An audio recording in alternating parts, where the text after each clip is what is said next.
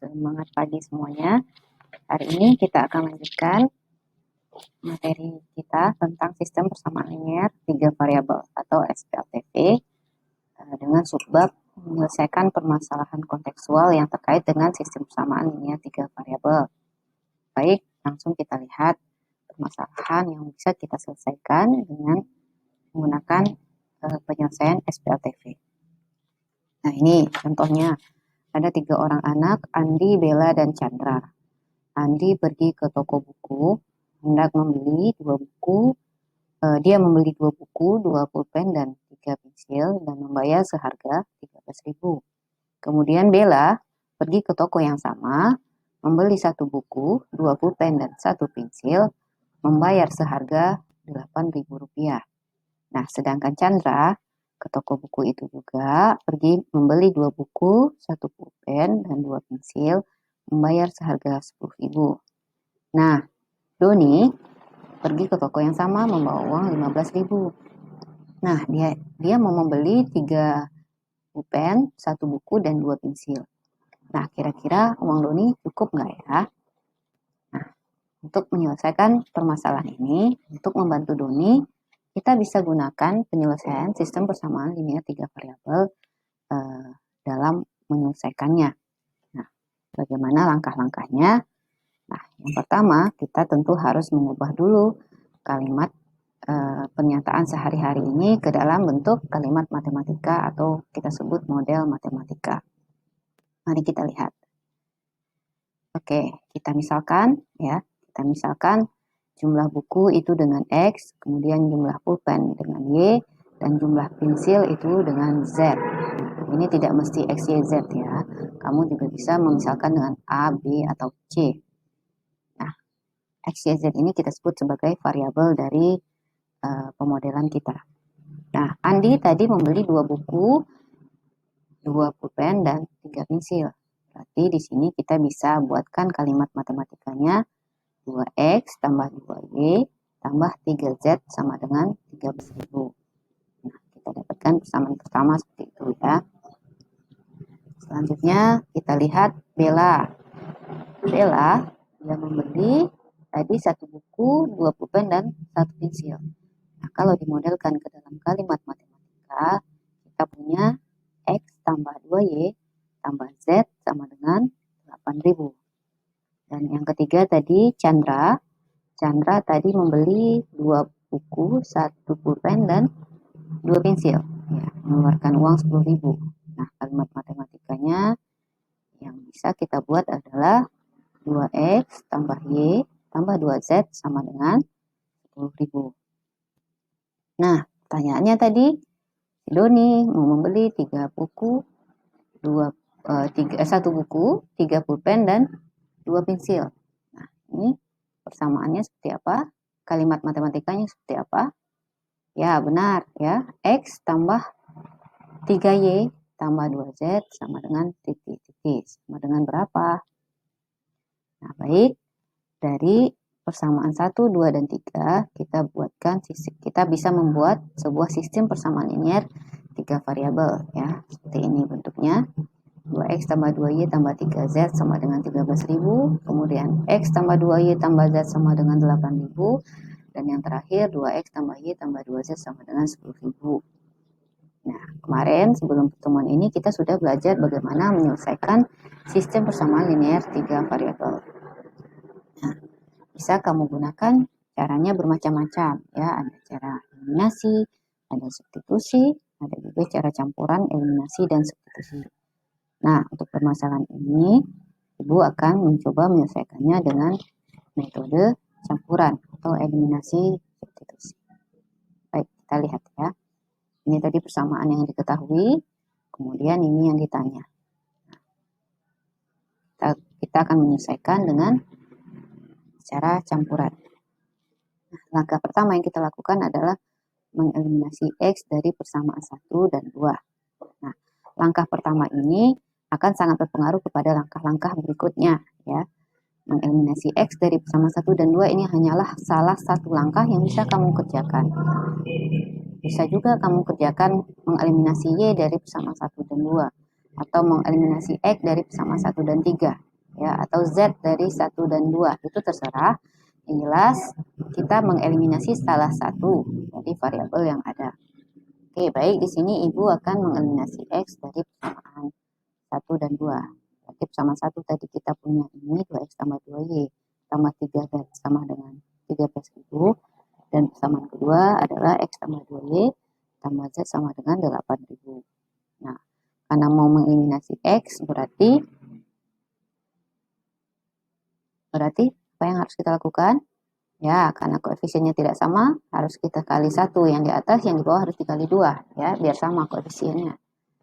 Sehingga persamaan kita menjadi yang di atas tetap ya, 2X tambah 2Y tambah 3Z sama dengan 13.000, karena dikali 1. Kemudian yang di bawah menjadi, oke, karena X dikali 2 jadi 2X, 2Y dikali 2 jadi 4Y, Z dikali 2 jadi 2Z, dan 8.000 kali 2 jadi 16.000. Nah, sekarang ini karena karena di sini kita akan mengurang, karena kita akan menghilangkan X ya, berarti di sini kita harus apa? Kita akan mengurang ya, mengurang antara persamaan pertama dengan persamaan kedua. Baik, berarti kita dapatkan 2X dikurang 2X itu 0, X, 2Y kurang 4Y itu adalah min 2Y, kemudian 3Z kurang 2Z itu Z, dan 13.000 kurang 16.000 itu 3.000. Jadi ini tandanya kurang ya. Nah, ini kita bisa buat seperti ini, atau kalau mau disederhanakan sama-sama kita kali min 1 misalkan.